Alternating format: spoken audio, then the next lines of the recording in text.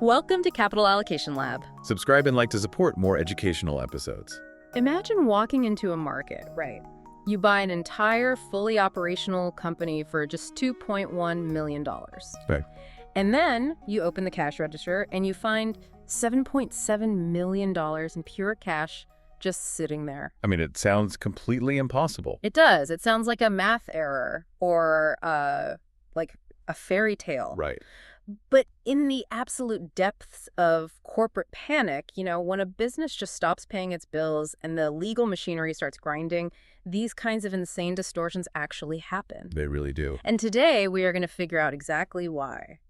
Yeah, but before we really get into the mechanics of all these concepts, we just need to establish a quick disclaimer. Oh, sure. This discussion is purely educational content. It's not individualized investment, legal, tax, or accounting advice. Right. Definitely not advice. So today we're tackling a fundamental aspect of business quality. And investment analysis. Exactly. And it's frankly chronically misunderstood. We're asking a very practical question. Which is? What actually protects you as an investor when a business simply stops paying its obligations? That is the million-dollar question. Right. Now, I know some of you might hear terms like protective covenants or senior security holders and think, well, this is a show for distressed debt analysts. Or bond traders. Yeah. Like, I only buy common stock. I can tune this out. But that would be a massive mistake, wouldn't it? A huge mistake. It would be a fatal mistake for an equity investor because it all comes down to understanding what you are actually buying when you purchase common stock. Right. What are you actually holding? Exactly. When you buy equity in any leveraged business, and by that I mean any business that has debt, you are purchasing the residual slice of that company. You are literally choosing to stand at the very back of the financial line. Behind the banks, behind the bondholders, behind the suppliers. Right. You just get the leftovers? Exactly. You get whatever's left. So logically, if you don't deeply comprehend what protects the senior claims, the people sitting ahead of you in that line. You can't possibly understand what's actually left for you at the back. Precisely. Capital structure isn't just, some financing choice made by the CFO. It is a fundamental pillar of the business's overall quality. Yeah, you can find a fantastic underlying business, but if it has a brittle, poorly constructed balance sheet, it can turn into a disastrous investment overnight. Absolutely. And on the flip side, a mediocre business that is financed with the right structural protections can often survive long enough to fundamentally turn things around. Okay, so let's build this from the ground up. Let's do it. Let's start with the baseline of what seniority actually means on a piece of paper before we stress test it in the real world. Makes sense. When we use this term, senior security holders, we're talking about the investors who legally rank ahead of the common shareholders. So we're talking about bondholders, bank lenders, and often preferred stockholders. Right. And the absolute keyword there is ahead. Definitely. But it's so easy to forget what ahead actually feels like during a booming economy. Right. I mean, when credit is cheap and the company's growing, priority feels completely invisible. Oh, it's totally an abstraction during good times. Yeah. When a company is flush with cash, everyone gets paid on time. The credit markets are wide open. So if a bond matures, management just issues a new bond to pay off the old one. Exactly. The machinery works so smoothly that you never really have to think about the legal hierarchy. Right. But the moment a company hits a wall, whether that's an economic downturn, a massive lawsuit, or, a technological disruption, Yeah. that theoretical priority becomes violently real. Yeah, the conversation shifts instantly from what's our projected earnings growth for next quarter to how do we survive the next 30 days? Precisely. You stop asking about growth, you start asking survival questions. Like who legally has to be paid first? Right. Who holds the contractual power to block management from taking out new loans? Who can literally force the CEO to the negotiating table? And ultimately, if those original promises are broken, who takes the keys and gains control of the enterprise? That's the ultimate question. And the rules that govern that shift, that transition from abstract priority to concrete survival mechanics, Right. Those are the protective covenants.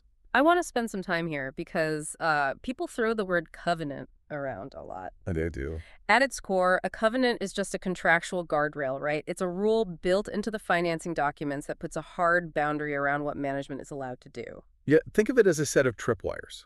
Covenants can strictly prohibit certain corporate actions. Like paying out massive dividends to the equity holders when cash is tight. Exactly.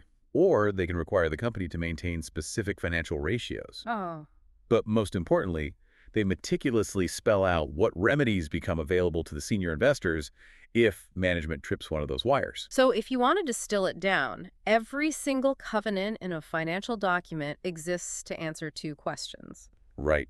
First, what is management absolutely forbidden to do? And second, what can the senior investors legally do if management goes ahead and does it anyway? Perfect summary. So let's talk about where these rules actually live, because they aren't just floating in the ether. No, they are very concrete. If you're dealing with bonds, these protections are usually housed within a massive document called the indenture. Right. The indenture is the formal, legally binding agreement between the company issuing the debt and the bondholders. And if you're dealing with preferred stock, Then you'll find similar protective rights in the company's corporate charter or its certificate of incorporation. I want to try an analogy here to explain why reading that indenture is so critical. I love your analogies. Go for it. Imagine you're buying a used car. You walk onto the lot, you see a car with an absolutely gorgeous, flawless paint job, and you buy it on the spot. You don't look under the hood, you don't check the engine, and you completely ignore the fine print on the warranty. Well, that's just a recipe for disaster. Right. But if you buy a bond purely because it has a high yield, a great coupon, you are just buying the paint job. Oh, that's a great point. That coupon only tells you what the company hopes to pay you if everything goes perfectly. It's literally just a stated hope. Exactly. Yeah. The indenture, the actual legal contract, is the engine and the warranty combined. It's the mechanism that dictates exactly what happens when that hope evaporates and the engine stalls. I think that's a brilliant way to frame it. And, that logic applies equally to preferred stock. How so? Well, you might pull up a financial screener online and see a preferred stock offering an incredibly attractive 8% dividend yield. Sounds great on paper. Right. But if you don't take the time to read the charter, if you don't know whether that dividend is cumulative, meaning they owe you for missed payments, or non-cumulative, meaning a missed payment is gone forever. You're just flying blind. Completely blind. If you don't know whether the preferred holders suddenly gain voting control of the board after a certain number of missed dividends. Oh, wow. Yeah, or if the company is legally allowed to just issue a mountain of new debt senior to your position, well, you simply don't know what you own. You've bought an illusion of safety based on a yield percentage. Exactly. Let's make this totally concrete for the listener.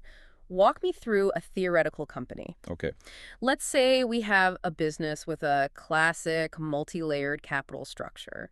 We've got a secured bank line at the very top, an issue of unsecured bonds sitting below that, a layer of preferred stock below the bonds, and finally the common equity at the very bottom. Right. I'm picturing it. In a normal, profitable year, that entire stack is peaceful. Right. The bank gets its interest, the bondholders clip their coupons, the preferred stockholders get their stated dividends, and the common stockholders claim whatever residual earnings are left over. Everyone is happy. But let's introduce some stress. Imagine cash flow suddenly plummets. Like maybe a key product fails or the economy goes into a severe recession. Right. Management suddenly feels the walls closing in. Their primary goal instantly shifts from maximizing shareholder value to pure corporate survival. And survival requires flexibility. Exactly. So what does a desperate management team do? They look for cash wherever they can find it. Right. They might decide to skip a preferred dividend payment just to keep that cash in the checking account. Or they might try to go out and borrow more money. Sure, just take on more debt. Or they might look at their unencumbered assets, say a factory that currently has no mortgage on it, and try to pledge that factory to a brand new secured lender in exchange for a lifeline loan. Oh, I see. Or they might try to issue a massive amount of new equity at deeply distressed prices just to raise a little bit of operating capital. And here's the crucial point for the listener. Every single one of those desperate, survival-driven maneuvers directly, and usually negatively, impacts the position of the people already sitting higher up in that capital stack. It absolutely does. If management takes an unencumbered factory and pledges it to a new bank, the existing unsecured bondholders just got materially weaker. Because a massive asset was just removed from their potential recovery pool. Exactly. This is exactly why a serious, fundamental investor cannot just glance at a balance sheet snapshot. You have to analyze the legal architecture sitting on top of that balance sheet. So let's actually detail the primary protections that make up this architecture. Let's start with the bond protections. Okay, let's break them down. The most fundamental, obvious protection is the defense against non-payment. Right, getting paid. Exactly. This covers the failure to pay your interest coupon, the failure to repay your principal on the exact date it matures, or the failure to make required sinking fund installments. And sinking fund installments are essentially forced, scheduled debt paydowns, right? Yes, exactly. If a company misses any of these, it's not just a bad quarter. It is a formal, actionable breach of the central bargain. Okay, that's the obvious one. But what about protections regarding things happening elsewhere in the company? That brings us to the second broad category, the cross-default clause. The cross-default clause. This is a protection against insolvency proceedings happening in other parts of the capital structure. Right. Essentially, your bond documents will explicitly state that if the company defaults on a completely different obligation, let's say they default on that senior bank loan we mentioned earlier, Yeah. you, as an unsecured bondholder, do not have to sit quietly and pretend your specific bond is still perfectly safe. A default elsewhere automatically triggers a default for you Why is that so important? because it allows you to act before the company's remaining assets are entirely drained by the other creditors. Right, if the bank is foreclosing on the factory, you need the legal right to step into the room and assert your claim on the remaining inventory in cash. Exactly. Rather than waiting 3 years for your specific bond to mature, only to find an empty shell. That makes perfect sense. Now let's talk about the third protection, which I think is fascinating. The limitation on the issuance of new secured debt. Yes. Anti-priming protection. You called this anti-priming protection. I want to break this down because the jargon can be dense. It can be, yeah. Imagine you lent a friend $100,000 to buy a house and you feel safe because you have a legal claim on that property. Right. Anti-priming prevents your friend from going to a bank tomorrow, taking out a new $200,000 mortgage on that exact same house and putting the bank in line ahead of you. That is a perfect ground-level analogy. Thanks. In the corporate world, imagine you analyze a company and buy its unsecured bonds because you see they have a massive pool of unencumbered assets on the balance sheet. Like factories, real estate, heavy equipment. Right. You do the math and believe you are near the top of the capital structure and heavily protected. Makes sense. But if there is no anti-priming covenant in your indenture, management is perfectly free to go to a new bank, take all of those unencumbered assets you were relying on, and pledge them as collateral for a new senior loan. Oh, wow. So they have essentially leapfrogged you. Yeah. Wait, so you're telling me that even if I'm first in line on paper, if I didn't read the fine print, management can just pledge the assets to someone else and legally push me to the back? Yes. The legal priority you thought you paid for has been completely undermined without your consent. That is terrifying. A promise to pay you loses almost all of its economic value if management retains the unrestricted freedom to insert a stronger, mathematically superior promise ahead of yours. Yeah. Wow. Okay, what's the fourth protection? The fourth major bond protection involves anti-dilution clauses. Anti-dilution. Okay. These are specifically relevant regarding conversion or subscription privileges. Think about convertible bonds, which give the investor the option to participate in the equity upside of the company under very strictly defined mathematical terms. Right. Usually an investor accepts a much lower interest coupon in exchange for that valuable conversion option. Exactly. You're trading current income for a lottery ticket on the stock going up. Right. But suppose the company later decides to restructure its share count. Maybe they execute a massive stock split, or they issue millions of new shares to insiders at pennies on the dollar. Oh, I see. If your conversion price remains static while the total number of shares explodes, the fundamental economics of your conversion right are destroyed. So anti-dilution covenants act as an automatic mathematical stabilizer. Exactly. They force your conversion ratio to adjust proportionately so your original bargain is preserved. And if we look at preferred stock, we see a very similar parallel set of architectural protections, right? We do. First, there's the protection regarding the non-payment of cumulative dividends. Right. If your dividends are cumulative and management decides to skip a payment to save cash, that obligation doesn't just disappear into the ether. It accrues as arrears. Yes. It builds up as a growing liability that legally must be cleared before the common stockholders can ever receive a penny. That's a strong protection. It is. Second, preferred holders often have explicit protections preventing the company from creating funded debt or issuing a new, superior class of preferred stock that ranks senior to them. So for the listeners who focus almost entirely on picking common stocks, here is the intuitive takeaway from all this legal plumbing. Okay, let's hear it. Preferred stockholders generally do not have the hard, immediate, aggressive payment claim that bondholders possess. Right. A preferred holder typically cannot force a company into bankruptcy court just for missing a dividend payment, but they rely on highly specific contractual triggers instead. Exactly. If those cumulative dividends go unpaid for, say 4 or 6 consecutive quarters, or if the company violates an issuance restriction, the preferred holders might suddenly gain the right to vote. Or they might gain the right to elect a majority of the board of directors. Yep.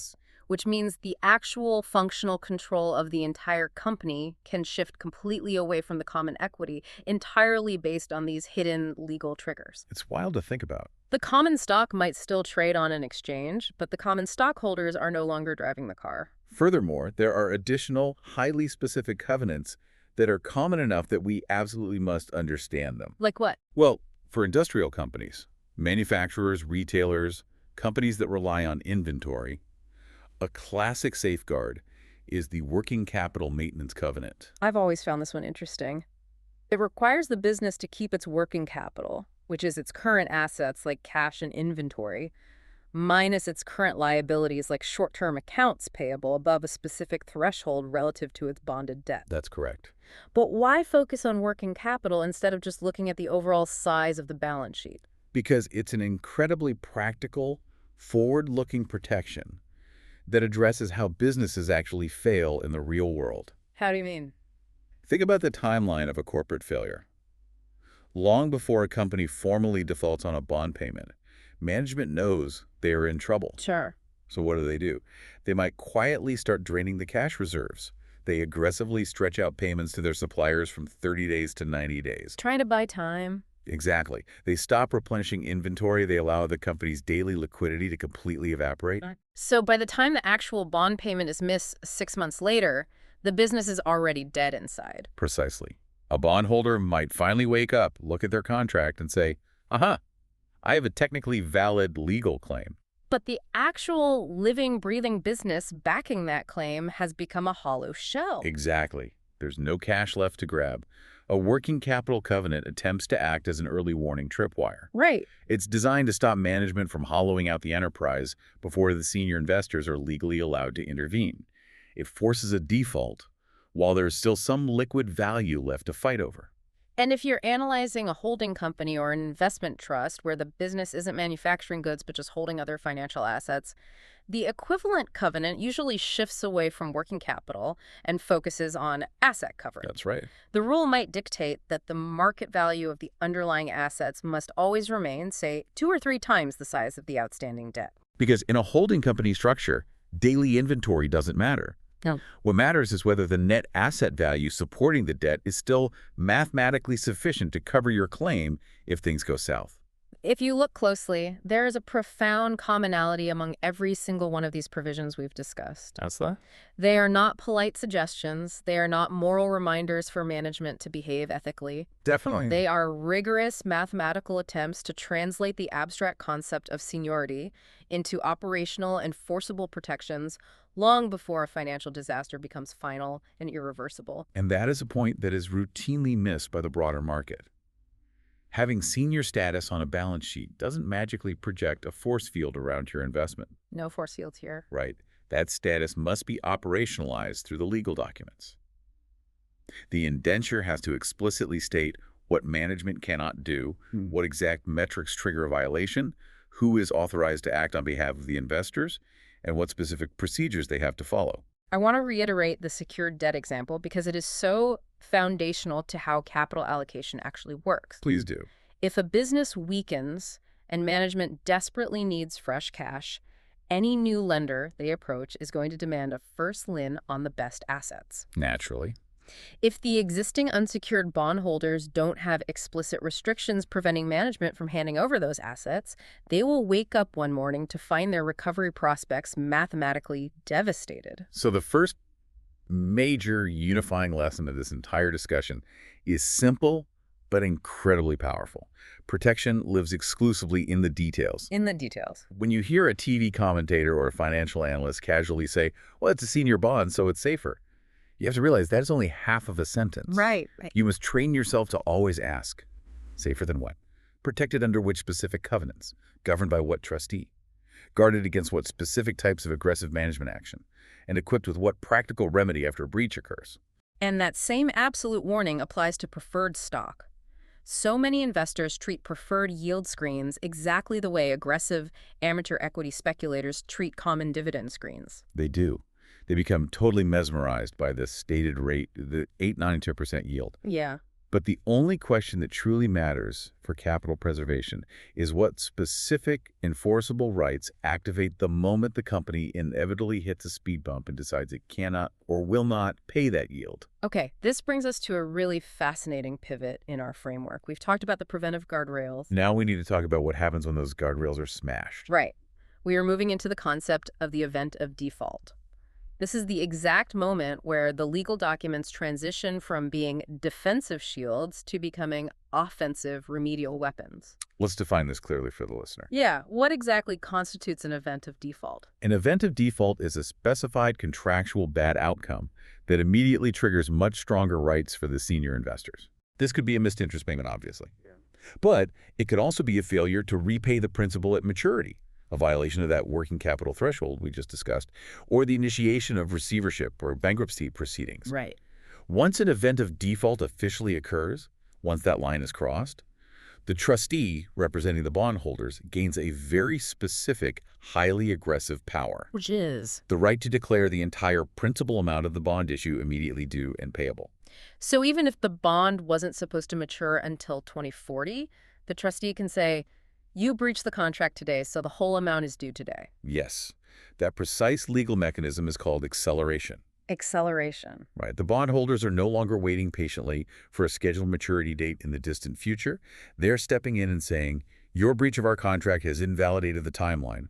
We are pulling the entire multi-million-dollar claim forward to today. Now, why do that? Is it just to punish management? Is it theatrical? No. The primary purpose of acceleration is deeply practical, and it has to do with the hierarchy of distress. Okay. When a company is failing, it owes money to a lot of different parties. It owes banks, it owes suppliers, it owes employees, and it owes various tiers of bondholders. Right. If a bondholder only has a legal claim for one single missed semi-annual coupon payment, say a few $100,000, their leverage in the bankruptcy process is tiny compared to a bank that is owed $50 million in principal. Oh, I see. Acceleration allows the bondholders to assert the full massive weight of their total principal claim in competition with all those other creditors. It signals to the legal system and to the market that the entire debt burden is now officially on the table for restructuring. On the surface, acceleration sounds like pure, unadulterated strength. It gives the bondholders maximum leverage, right? It seems that way. It forces management's hand and stops the company from pretending that skipping an interest payment is just a minor temporary scheduling hiccup. Right. But here, I want to play the skeptic for a minute. Let me play the aggressive capitalist. Go for it. If I am an investor and I hold an ironclad, enforceable legal contract that says I am owed $100 million today because management breached a covenant, shouldn't I use that weapon immediately? You'd think so. Shouldn't I just demand my cash, force the issue, seize the assets, and let the chips fall where they may? Doesn't hesitating or trying to negotiate just make me look weak and allow management to take advantage of me? That instinct is incredibly common. It's human nature to want to enforce your rights, but it is exactly why the paradox of enforcement is the single most important psychological hurdle for an investor to overcome in this space. The paradox of enforcement. Unpack that for us. The paradox is this. A strong legal right is not always a good economic remedy. Okay. We are culturally conditioned to believe that the safest security is the one with the most rigid, enforceable legal claim. But as an investor, you have to ask yourself a much harder question. Which is? What happens if enforcing that legal claim mathematically destroys the underlying value of the business for everyone involved, including the very investor who pulled the trigger? Walk me through a scenario where that happens. Let's use a manufacturing business.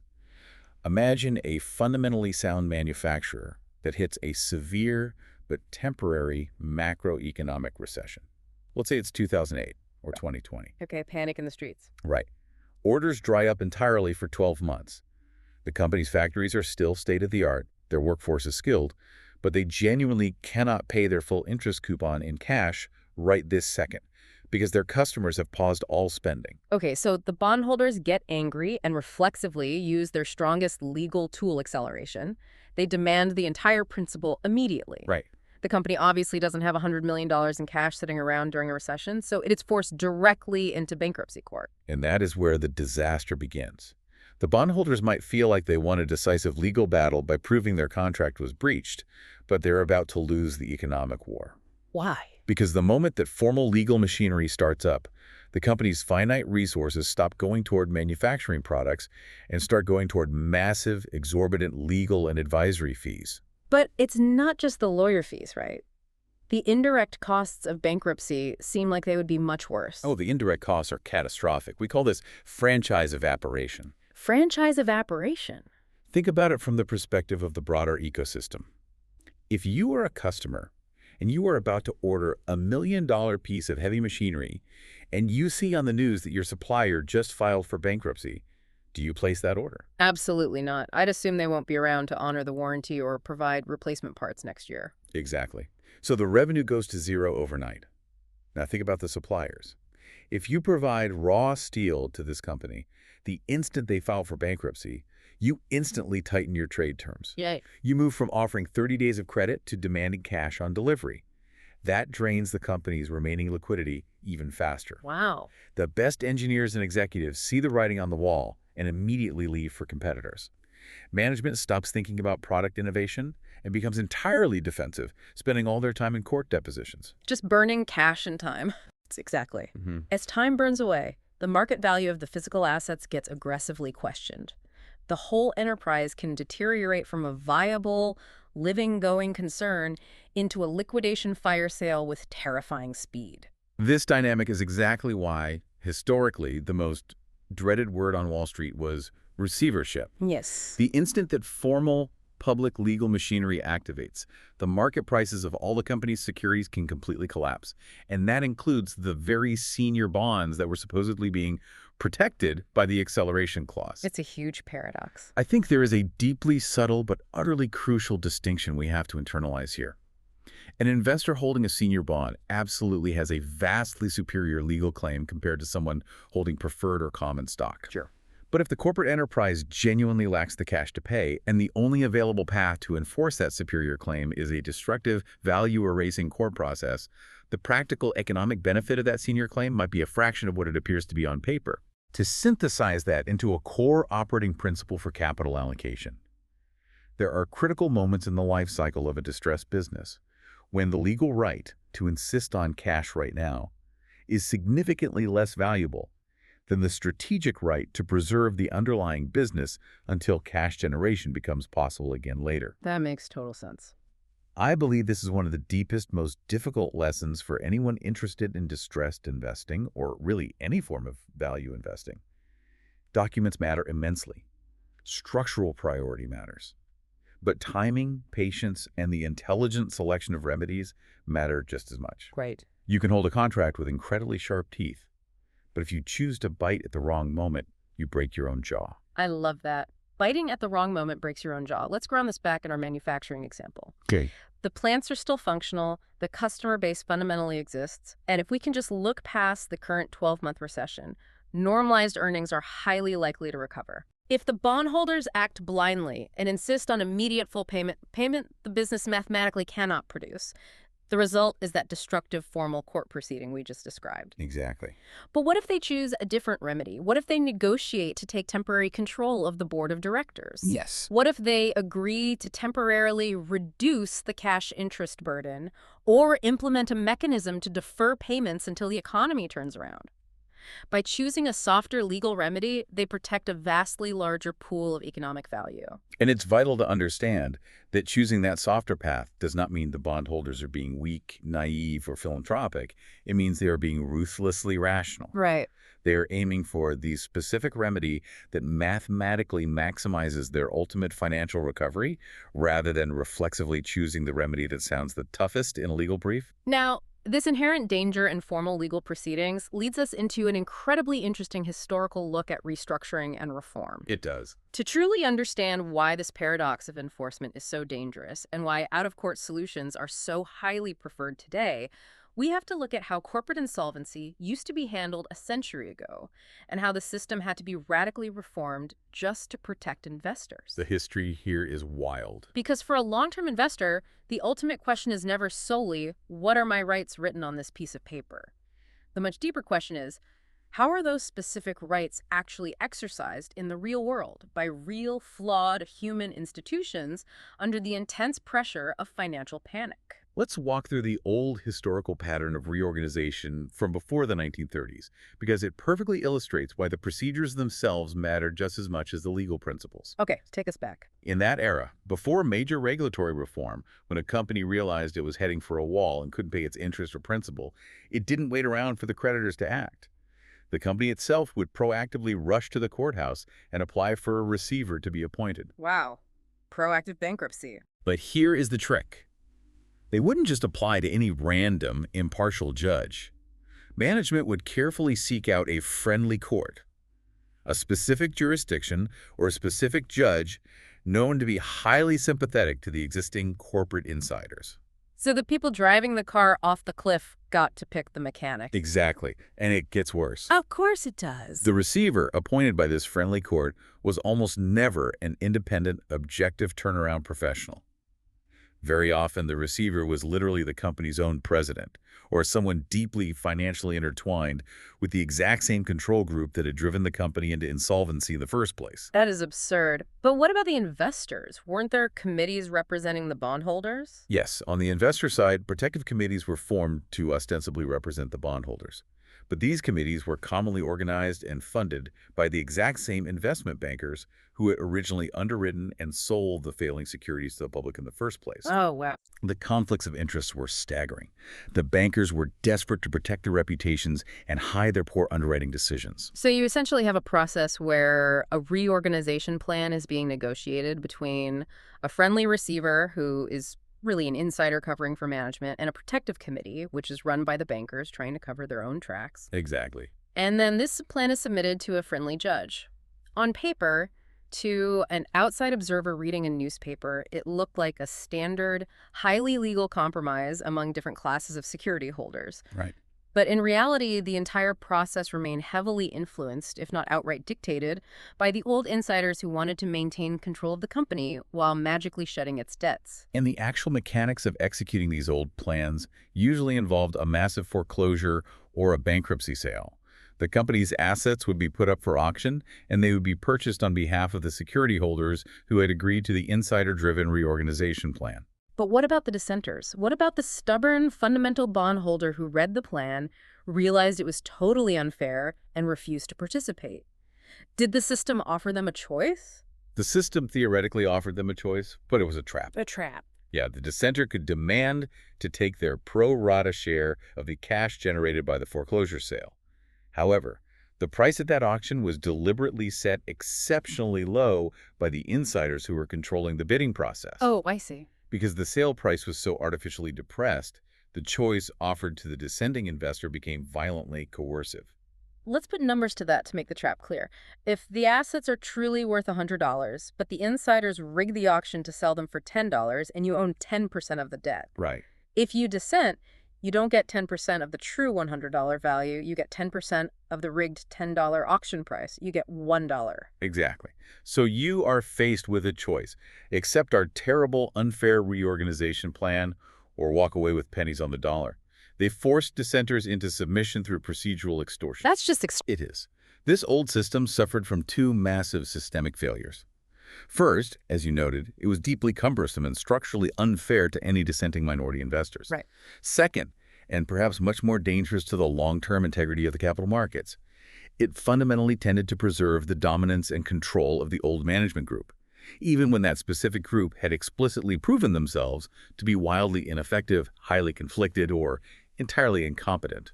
The system actually rewarded the people who caused the problem. This egregious, corrupt environment is what necessitated the reform era.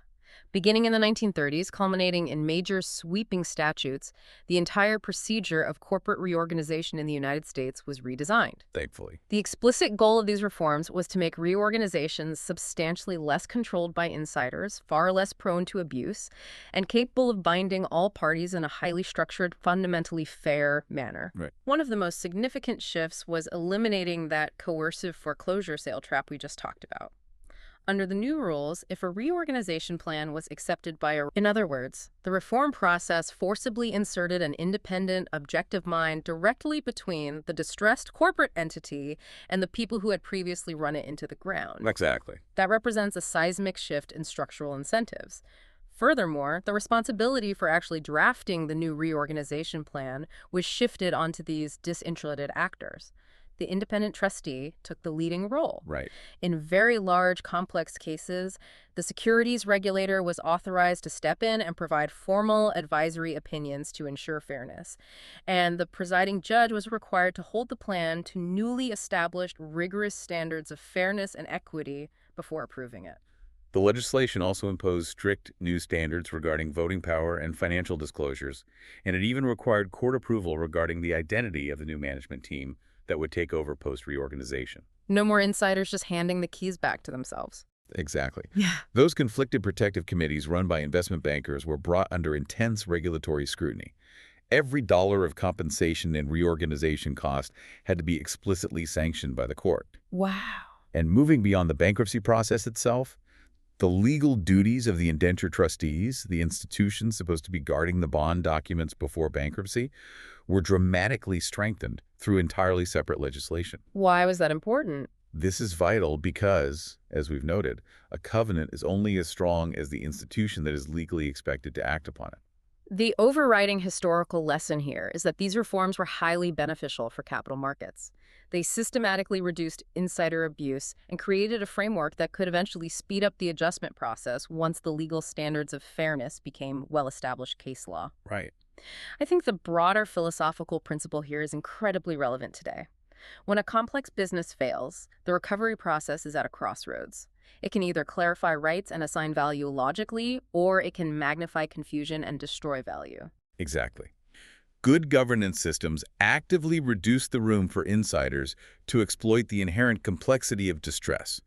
Bad systems, like the pre-1930s model, actively reward delay, information asymmetry, and procedural gamesmanship. And while the specific legal statutes of the 1930s have evolved into our modern bankruptcy code, the core investment lesson remains absolutely identical. In a distress scenario, governance is everything. Yes, governance is everything. And we are not talking about abstract, corporate social responsibility governance. We are talking about hard, concrete governance mechanics. Right. Who exactly has the legal right to propose the restructuring plan? Who has the authority to review it? Who has the blocking position? Who is genuinely independent? Who is getting paid their massive professional fees regardless of the outcome? Exactly. And who benefits the most from delaying the process? Serious investors must maintain deep humility regarding this. It is seductively easy to look at a portfolio and say, well, I own senior secured debt, therefore my capital is perfectly protected. But that's just theory. Right. It is much harder, requiring far more rigorous fundamental analysis to ask, through what specific real-world mechanism would my theoretical protection actually be enforced if this company's operations break down completely? Exactly. That exact question is the dividing line between superficial spreadsheet analysis and genuine fundamental risk analysis. This deep understanding of how formal court processes can destroy value leads us directly into a fascinating alternative. The out-of-court alternative. Right. If we accept that rushing into a full judicial process is often a value-destructive mistake, what is the alternative? How do operators avoid the courtroom entirely? Well, in many cases, there is a much simpler, more elegant solution. Forcefully transfer voting control of the corporation directly to the bondholders completely outside of the court system. When you first hear this idea, it sounds quite radical, taking the voting keys away from the equity holders without a bankruptcy judge's gavel. It does sound radical. But if you think about it for 5 minutes, it becomes surprisingly intuitive. The logic is exceptionally clean. Suppose you have a company with a relatively simple capital structure, maybe just one layer of bonds and the common stock. Okay. And suppose the core problem is simply a liquidity mismatch. The company is fundamentally viable, it have good products, but it just cannot meet its fixed cash interest claims right now because of a temporary shock. Right. Why should the immediate remedy be to liquidate the assets, foreclose, or spend 3 years and tens of millions of dollars in a formal reorganization? Perhaps the most logically sound remedy is simply to transfer operational control of the business to the exact people whose money is currently at maximum risk, the bondholders. Under this bold approach, an event of default would not serve as an automatic trigger for immediate economic demolition. Exactly. Instead, written directly into the terms of the original indenture from day one, an event of default would trigger an automatic shift in governance. Voting control of the board of directors would pass smoothly from the common shareholders to the bondholders. Smoothly and legally. Right. During this period of creditor control, the unpaid interest, or principal payments, would effectively be placed into a legally binding moratorium, or grace period. The critical point is that the business continues operating without interruption, but it is now being steered by the creditors. And we should emphasize that this creditor control wouldn't just be a chaotic free-for-all with thousands of retail bondholders trying to run a factory. No, definitely not. A sensible, well-designed implementation relies heavily on the indenture trustee. The trustee, which is typically a large, highly experienced financial institution, would step in to organize this control. Right. They would recommend and install suitable professional turnaround directors to run the board. Furthermore, the existing stockholders would not be completely banished. They would retain minority representation on the board, ensuring their residual interests are not entirely ignored or unfairly wiped out in secret backroom deals. The practical economic effect of this arrangement is profound. For the entire duration of this creditor control period, the traditionally rigid, fixed-interest bond essentially transforms into an income bond. An income bond. Explain that. The actual cash payments distributed to the bondholders become directly tied to what the underlying business can reasonably, sustainably support while it stabilizes its operations. Now, to a traditional fixed income bondholder, that might sound like a massive concession. You bought a fixed income instrument expecting steady checks, and now you are accepting variable income based on performance. It does sound like a concession. But strategically, it is actually a far superior position. Instead of actively destroying the company's value through forced legal proceedings just to prove a legal point, the bondholders are marshaling the company's own resources for their own ultimate protection. Exactly. They can preserve the remaining liquidity, they can aggressively reduce wasteful corporate spending, they can closely supervise management or fire them and replace them if necessary. They can calmly pursue new refinancing options when macroeconomic conditions improve. Or, if they decide the business truly is unviable after looking under the hood, they can orchestrate an orderly, maximized sale of the assets later. It is an incredibly owner-like approach to debt investing. Seize control first, prioritize the preservation of enterprise value second, and utilize formal legal proceedings only as an absolute last resort. This approach also leverages a deep psychological insight into how investors behave under pressure. How so? When bondholders are given only one single hard remedy in their contract, the right to force an immediate cash payment that they logically know the company cannot make, they are highly likely to use that remedy too early or use it destructively out of sheer panic. Right, because they feel like they have to do something. But if the legal documents allow them to smoothly take control of the entity without triggering immediate liquidation, they suddenly gain the two most valuable assets in investing: time and optionality. Optionality matters enormously in distressed situations. Let's think about how that works practically. A distressed company that finds it impossible to refinance its debt during a panic-stricken month in the credit markets, when spreads are blowing out and nobody is lending, might easily be able to refinance after 12 months of stabilized, creditor-supervised operations. Exactly. A physical asset, like a manufacturing plant, that looks severely impaired and worthless during a forced sale auction on a Tuesday afternoon, might retain immense value if sold through a careful, orderly 6-month marketing process. Time is everything. A management team that was too promotional or aggressive during the growth phase might not need to be fired instantly. They might just need the rigorous, sober oversight of a creditor-controlled board to rein them in. Having control buys the investors the necessary time to make those nuanced, value-maximizing judgments. And, crucially, implementing this out-of-court creditor control does not permanently eliminate the option of using the court system later. That's a great point. Formal reorganization always remains available as a fallback. If the new creditor-controlled board investigates the business and concludes that a massive, comprehensive restructuring of the entire capital structure is genuinely required to fix the balance sheet, they can still file for bankruptcy. So this idea of creditor control is not anti-law. It is deeply pro-better sequencing. Yes. The formal legal process is demoted from being the reflexive, panic-driven first tool and becomes a carefully deployed second tool. However, we must be intellectually honest about the limitations of this alternative. This elegant arrangement works exceptionally well when the company's debt structure is relatively simple. Like a bank loan, one layer of bonds, and equity. But if a company has multiple, deeply conflicting classes of creditors, simply stating that control transfers to the bondholders is practically meaningless, because there is no unified bondholder interest, right? Exactly. Picture a modern, highly leveraged company today. You might have a senior secured bank syndicate, a tranche of junior secured debt, layers of unsecured bonds, convertible notes, equipment lessors, and massive trade claims from hundreds of different suppliers. That's a mess. All of these distinct groups possess completely different legal priorities and claims on different specific collateral. In that scenario, if you try to implement out-of-court creditor control, the questions of who actually gets the voting power become hopelessly entangled. The senior lenders want to liquidate the inventory immediately to get paid today, while the unsecured bondholders want to keep the factories running to generate future cash. Right. At that point of extreme complexity, the blunt instrument of a formal judicial proceeding is usually required simply to cut the Gordian knot of competing claims. A judge has to sort it out. Yet in simpler capital structures, the logic remains pristine. If the company is honoring the senior debt but defaults on the junior bonds, perhaps control shifts to the junior class. If the senior debt is in default, the senior class takes total control as the decisive fulcrum security.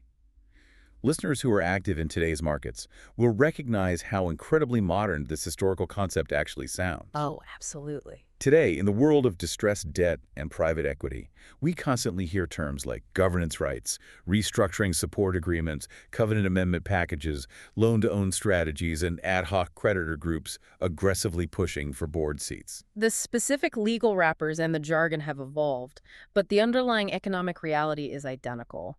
When stress arrives, practical control rights can be infinitely more valuable than the strongest payment language written in a contract.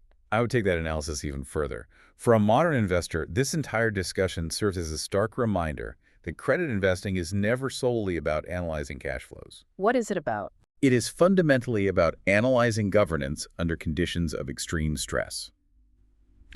If you lend money to a business and you have no practical contractual route to directly influence the governance of that business when trouble inevitably appears, your actual protection is significantly weaker than the headline yield suggests. Now, this raises a very natural, skeptical objection from traditional fixed-income investors. Let's hear it. If a bondholder's main remedy in distress is just to take control of the board and wait around, doesn't that essentially reduce the supposedly senior bondholder to the status of a preferred stockholder? Aren't they just someone with a vague expectation of future payment, stripped of their hard, enforceable right to demand cash today? That is a profound question, and the response is wonderfully subtle. Okay. If the control mechanism is properly and legally designed, it actually provides both bondholders and preferred stockholders with a vastly superior, adequate economic remedy. Because the true hidden weakness in thousands of failed investments is not the legal wording of the claim itself. The fatal flaw is the massive gap between having a written legal claim and possessing the practical, real-world ability to enforce that claim intelligently and economically. I want to repeat that because it is perhaps the most important sentence for any investor to internalize today. The real weakness is the gap between the legal right and the practical enforcement. It really is. Countless terrible investments look perfectly safe and ironclad in a glossy term sheet. The structural failure only becomes visible when the crisis hits, and you are forced to ask how the enforcement machinery actually operates in the real world. Therefore, the ultimate message of this bold alternative is this: investors must stop worshiping legal form and start focusing intensely on economic function. Economic function over legal form. If taking temporary control of the board preserves tens of millions of dollars more in enterprise value than triggering a formal acceleration in bankruptcy, then temporary control is mathematically the superior protection, regardless of how it feels. And for those listening who identify strictly as long-term owners of common stock, this provides an incredibly useful lens for evaluating your equity position. How so? If you own the common stock of a highly leveraged company, you must constantly ask yourself, under what specific scenarios does voting control flip away from me? That's a scary thought. Because in a leveraged entity, control will almost always flip to the creditors long before the underlying business physically disappears. The true downside risk to owning common equity is not always a total liquidation where the factories are dismantled. Right. Very often, the downside is simply the sudden, complete loss of control and the total loss of any claim on the company's future upside as the senior creditors smoothly take the steering wheel. And that reality creates fascinating market dynamics. Yeah. Because once that control flips, or even when it just becomes highly uncertain who will be in control, the financial markets tend to completely abandon logical valuation. Yeah, they really do. We transition away from studying legal procedure and start studying raw market behavior. Yes. Let's get into market psychology and the severe mispricing of assets during distress. This is a powerful reminder that distressed markets are notoriously poor at valuing an entire capital structure coherently. Poor is an understatement. In plain English, when a company approaches insolvency or officially enters a formal legal process, the sheer panic and uncertainty tend to spread far, far beyond what the actual physical assets would justify. The aggregate market value of all the company's securities can collapse well below a fair conservative appraisal of the assets. It happens all the time. Furthermore, the pricing relationships between the senior debt claims and the junior equity claims can become deeply illogical. Let's look at some math to prove this. To illustrate this mathematically, we look at the historical example of the Fisk Rubber company. Fisk Rubber, we mentioned them at the top. Right. At the absolute depth of its distress, the market was pricing the total aggregate value of all of Fisk Rubber's outstanding securities.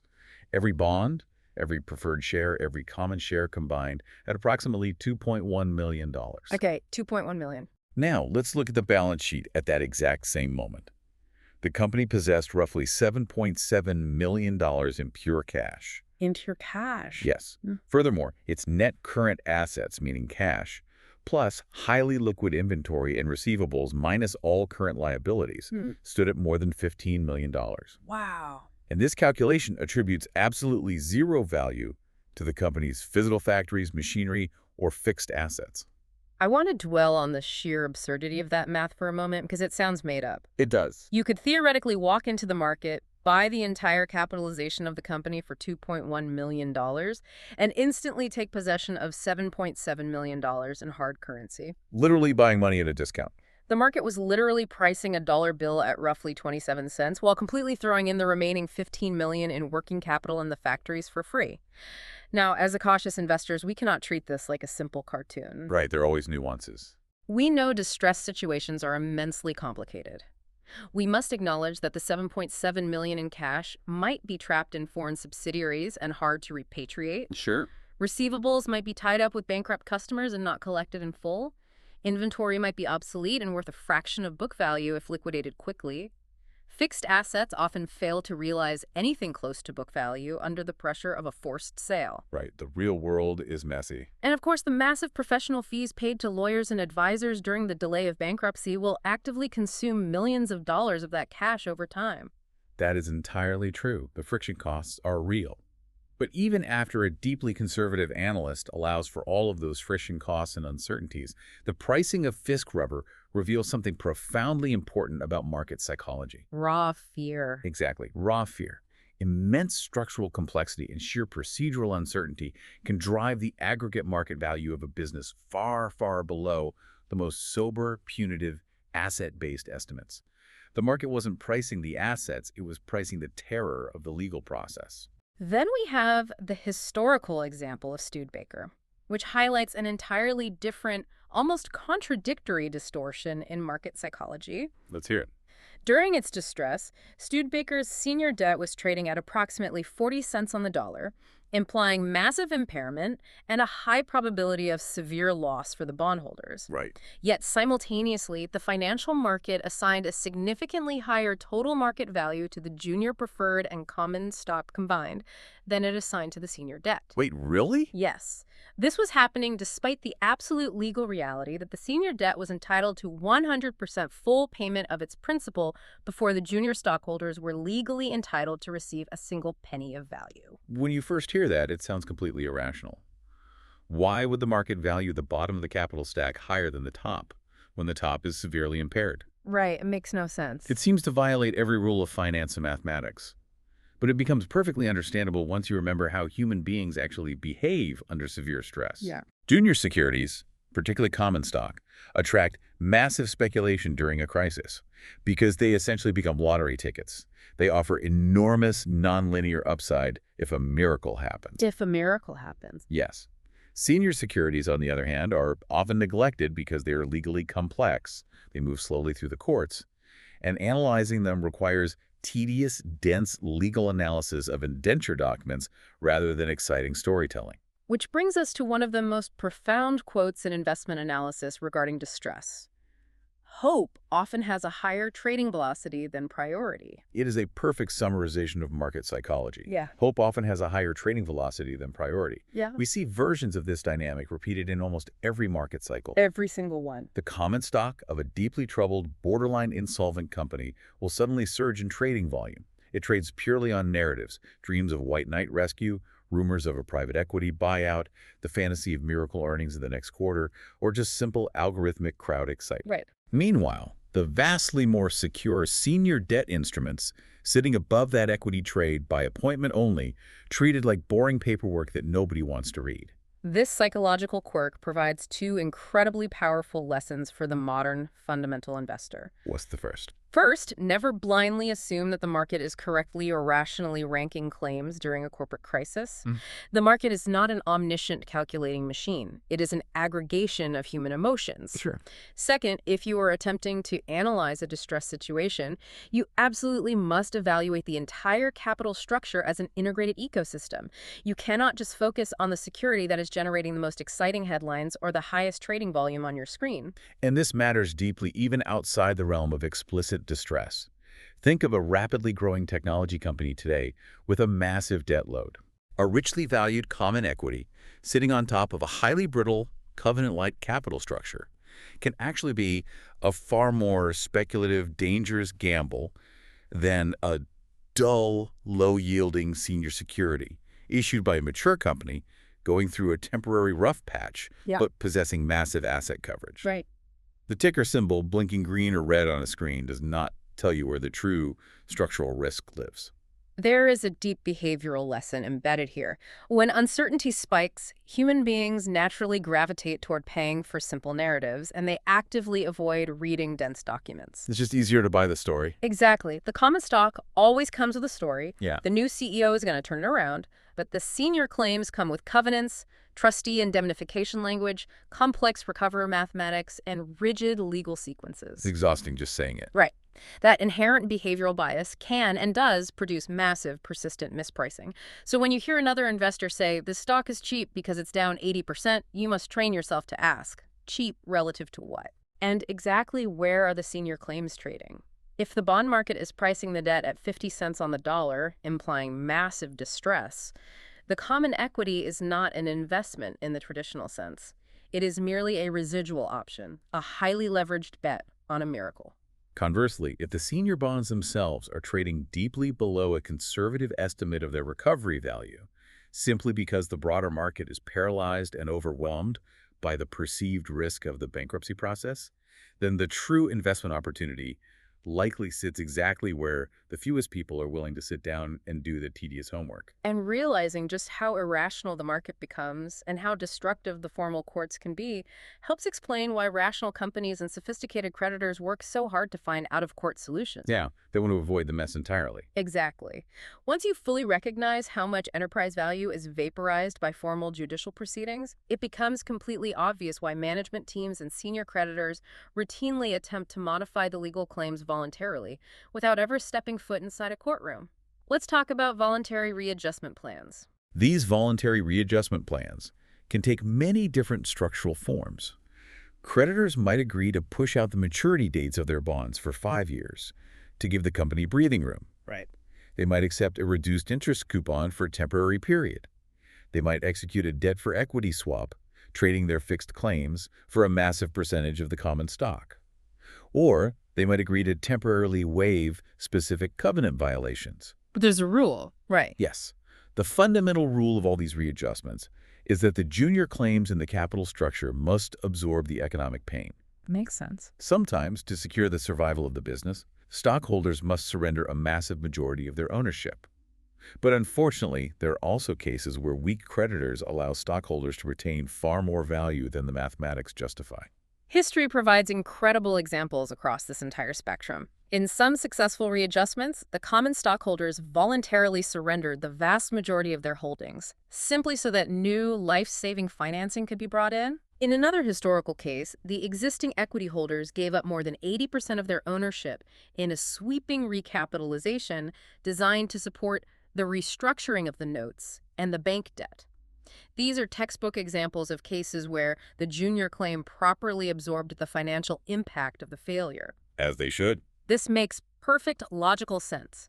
If the senior fixed claimants are being asked to permanently modify their legal promises, the people at the bottom of the stack must pay the price. A particularly instructive historical example of this done right is the restructuring of the Kansas City Public Service Company. Oh, this is a great one. This case highlights a deeply practical, highly business-like approach to distress.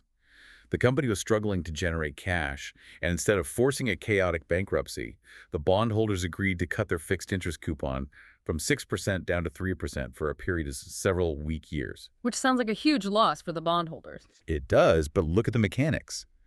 The plan stipulated that the coupon would be restored later and eventually increased above the original 6%, so that the foregone interest from the early years would be fully made up over time. That's smart. Additionally, a sinking fund was established to gradually pay down the principal and improve the overall position of the bond issue.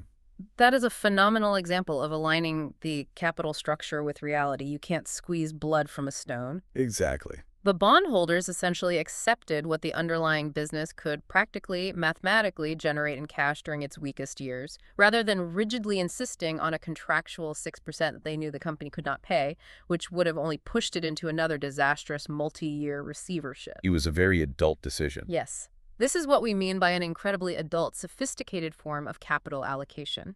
You identify and take the best, most realistic path to maximum economic recovery, rather than throwing a tantrum and demanding the most emotionally satisfying legal remedy. But there's a non-negotiable principle underlying these voluntary plans, the principle of quid pro quo. Quid pro quo. Right. If senior bondholders are going to voluntarily waive a valuable legal right, they absolutely must receive some concrete economic quid pro quo from the junior stockholders in return. They have to get something. Either the stockholders must inject fresh, new cash into the business, or they must explicitly transfer a significant portion of their future claim to the creditors. This transfer usually happens through massive equity dilution, granting the creditors warrants to buy stock later, or surrendering voting control. This principle is essential for modern investors to grasp. If creditors are asked by management to be flexible and waive covenants, while the common stockholders are allowed to keep all of the future upside of the business completely untouched, the burden of the financial adjustment is not being shared fairly. Definitely not. For modern listeners, this is the exact lens through which you should evaluate any corporate restructuring proposal you read about in the news. If a syndicate of lenders agrees to accept less cash interest, or extends maturities, or accepts weaker covenants, or agrees to delayed payments, you must immediately ask, what exact asset are they receiving in exchange? Are they getting higher fee income?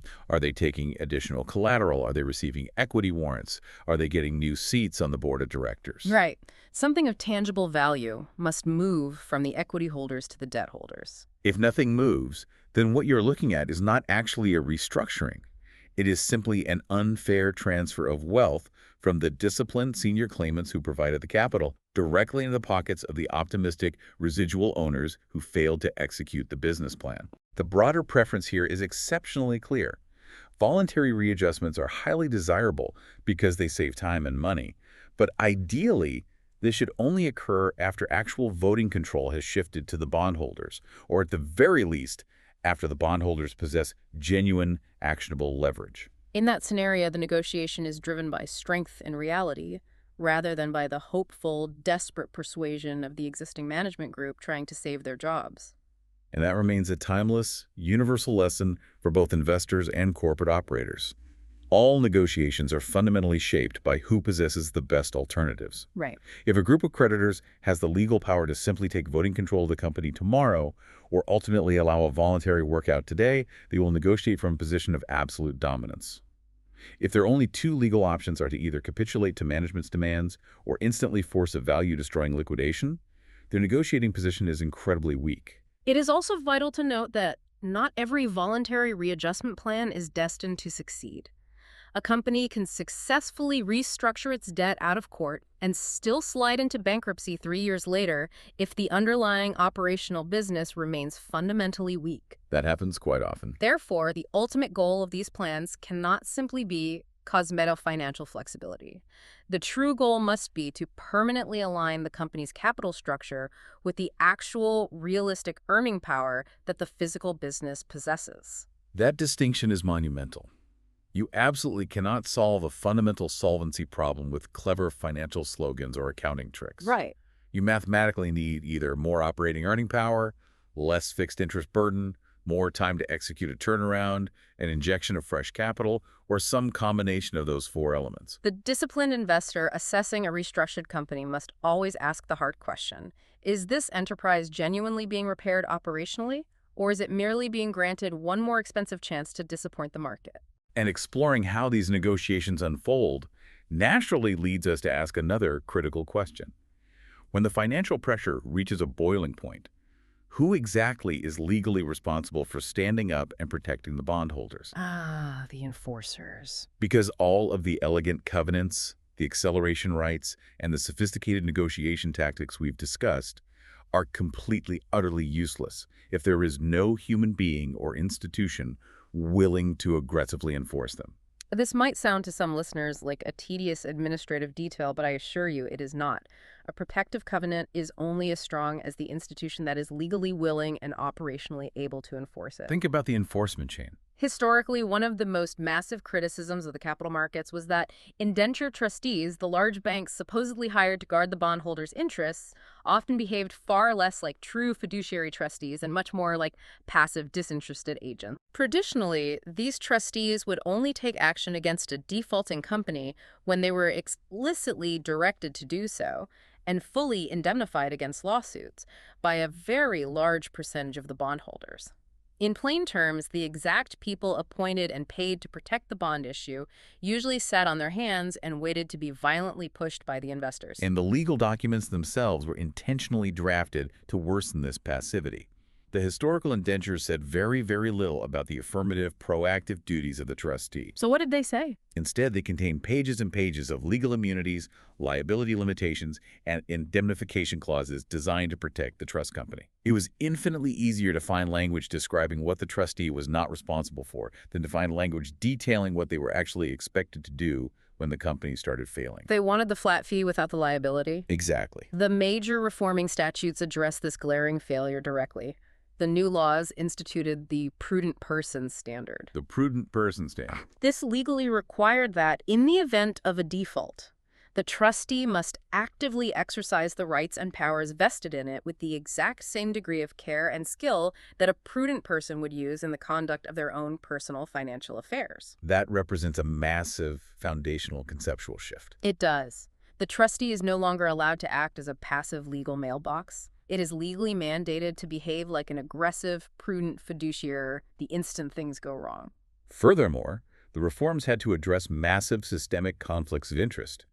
In the old days, the trust company acting as the indenture trustee might also be a massive direct creditor of the failing company, or they might be deeply entangled with the investment bankers controlling the company. Right. That kind of dual role creates exactly the kind of hesitation or fatally compromised judgment that you absolutely cannot tolerate when senior investors desperately need vigorous, immediate representation. And then we return to the problem of the protective committees. Historically, the very same investment bankers who underwrote and sold the toxic bonds to the public would immediately organize a protective committee the moment the company defaulted. Right. Unsurprisingly, over time, the public's faith in that arrangement completely evaporated. Bondholders rightly began to question the investment bank's impartiality. They questioned their competence, their hidden motives, and even their potential legal liability for having sold the bad debt in the first place. And once that old banker-led pattern broke down, the field became incredibly chaotic. How so? When a company defaulted, multiple competing committees might suddenly appear out of nowhere. Different rogue groups would aggressively solicit bondholders to deposit their securities. Less reputable predatory actors could easily insert themselves into the confusion. Oh, wow. Retail investors were left to blindly choose among various factions claiming to represent them, precisely at the moment of maximum financial panic. The recommended modern reform for this chaos is profoundly practical. If the law expects the indenture trustee to play a highly active protective role anyway, why not simply mandate that the trustee organize the official protective committee in an ordinary default scenario? Right. They could use one of their senior officers as the chair. They could formally include the largest institutional bondholders or their nominees, and they could create a highly standardized, credible, and immediate representation process for all investors. But the truly visionary idea goes even further. Why wait for the default to happen at all? That's interesting. The ideal state is that a standing bondholder group should be established at the exact moment the bond is originally issued. In this model, an organized body is actively monitoring the company's financial affairs from the bondholder's specific standpoint throughout the entire life of the investment. It is a remarkably forward-looking concept. It essentially argues that creditor governance should not begin at the company's funeral. It should begin the day the marriage starts. That is an excellent framing, because by the time a formal default actually arrives, the information gaps between management and the creditors are already massive, and the financial incentives are already deeply strained. Right. A standing group with years of continuity, deep familiarity with the operating business, and clearly defined legal responsibility would be infinitely more effective than a hurried ad hoc committee formed in the middle of a midnight panic. Definitely. For today's investor, the practical takeaway is extraordinarily straightforward. When you are evaluating any senior security, you absolutely must not stop your analysis at the stated legal claim. What else should you ask? You must ask, who exactly is the trustee? What existing corporate conflicts might paralyze them? How exactly do the amendment voting processes work? Who has the power to organize the creditor body? And do minority bondholders have any practical, realistic route to coordinate with each other? In other words, you must deeply analyze the entire enforcement chain. True investment security does not derive merely from the hard assets and the operating cash flow. It derives equally from the strength of the human institutions, the legal processes, and the alignment of incentives. Exactly. This concept perfectly explains why two seemingly identical bonds can and should trade at completely different prices in the market. You can have two different issuing companies with the exact same leverage ratios and highly comparable physical assets. Right. But if one company has incredibly tight documentation, pristine governance structures, a notoriously aggressive and strong trustee, and crystal clear remedial pathways, that bond is genuinely fundamentally safer. It deserves to trade at a premium even if the stated coupon yield is nearly identical to the weaker bond. And applying this framework dramatically improves the analysis of common stock as well. If you're analyzing a company and you discover that its debt documents are incredibly weak, that covenant amendments are easily bought, and that creditor representation is highly fragmented, you know that the company's potential path into distress will be chaotic, messy, and insanely expensive. Yeah. That specific procedural risk doesn't just hurt the bondholders. That risk belongs entirely to the equity holders at the bottom of the stack, whose residual value will be the first to be incinerated by the legal fees and the delays. Let's methodically bring this entire deep philosophical and historical discussion into a unified, actionable framework that you can apply immediately to your analysis. We have 8 core principles to distill. Number 1. First, never confuse seniority in theory with actual protection in practice. A bond or a preferred share is not magically safe simply because it is printed higher on the balance sheet than the common stock. It is only safer to the exact extent that its specific covenants, its governance rights, and its real-world enforcement mechanisms actually function under extreme stress. Second on the checklist, you must clearly separate preventive protections from remedial protections. Preventive covenants are designed to stop the financial damage long before it happens. Like limitations on new secured debt. Exactly. These are your limitations on new secured debt, your working capital maintenance tests, your restrictions on issuing senior stock, and your anti-dilution terms. And remedial protection. Remedial provisions, on the other hand, tell you exactly what weapons you have after a breach has already occurred. These are your rights to acceleration, your mechanisms for voting shifts, the duties of the trustee, and your explicit restructuring rights. You need both, but you must understand the distinct purpose of each. Third, always remember the paradox of enforcement. The legal remedy that sounds the absolute strongest and most aggressive on paper may very well be the remedy that completely destroys your economic value. In a distress scenario, the intelligent question is never, how do I legally punish this borrower for breaking the contract? The only rational question is, how do I maximize my financial recovery while preserving the underlying enterprise value of the business? Fourth, deeply understand that control is, in itself, a highly valuable economic asset. When a business weakens and liquidity dries up, raw voting power, influence over the board of directors, the power to veto amendments, and the ability to directly steer the restructuring process can be vastly more valuable than your headline priority status. Fifth, watch vigilantly for extreme market mispricing across the entire capital structure. During a crisis, the common stock will often trade irrationally high based on pure hope and narrative, while the senior bonds will trade irrationally low based on fear and procedural complexity. Right. You must evaluate the entire integrated stack before concluding where the true fundamental risk or the generational opportunity actually lies. Sixth, always insist on a strict quid pro quo in any restructuring. If senior claimants are being pressured by management to waive their important contractual rights, something highly meaningful must come back in return. What could that be? This could be fresh cash, new collateral, an equity participation stake, tighter restrictive terms, or direct governance rights. If you give up legal protection for nothing, you are simply subsidizing the equity holders. Seventh, never ignore the human beings in the middle of the machinery. The indenture trustees, the protective committees, the bankruptcy courts, the regulators, the financial advisors, and the large institutional holders all drastically alter the final outcomes. The best covenant is useless if nobody enforces it. Exactly. The most brilliantly written covenant in the world, placed in the hands of a passive, conflicted, or incompetent agent, is functionally useless. And finally, the eighth point.